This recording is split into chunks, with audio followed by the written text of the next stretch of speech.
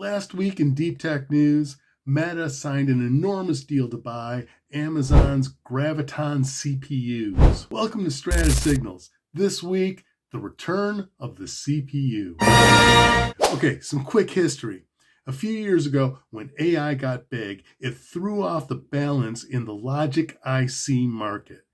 Computers used to run mostly on CPUs, but it turned out that AI ran great on GPUs. Data centers shifted their purchasing from CPUs to GPUs, and that led to NVIDIA becoming one of the biggest companies on the planet. AI workloads have been evolving rapidly ever since, though, and now it's common to pair at least one classic CPU with 2 to 4 GPUs. But why? Funny you should ask. Division of labor and cost efficiency. GPUs are still doing most of what they've been doing. CPUs, meanwhile, are being used for what they're great at: pre-processing data, working on the outputs of the AI processors, and managing workloads. Managing workloads is not trivial.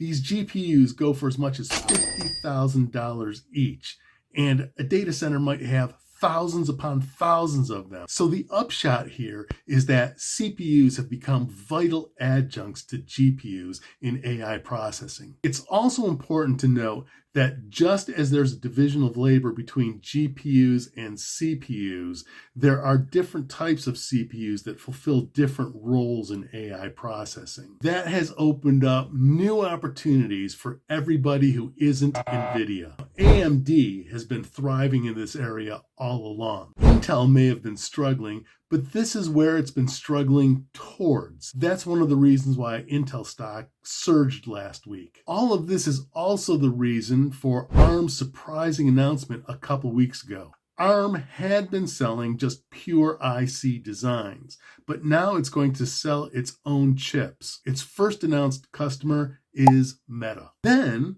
last week, Meta said it was going to buy millions of Gravitons from Amazon. Meta is buying from 2 suppliers? That might not be so weird. Remember, there are now multiple uses for CPUs in AI data centers. Little of this is at the expense of NVIDIA. The pie just seems to be getting bigger. In fact, NVIDIA's stock hit a new high last week. The company is now worth $5 trillion. Data centers need different tiers of IC memory for different applications in AI processing. As a consequence, the stock prices of the different suppliers of different types of memory have been going up too. So that was some of the biggest news last week. If you'd like to learn more about the return of the CPU, visit the Strata website where we'll have links to articles with more in-depth information.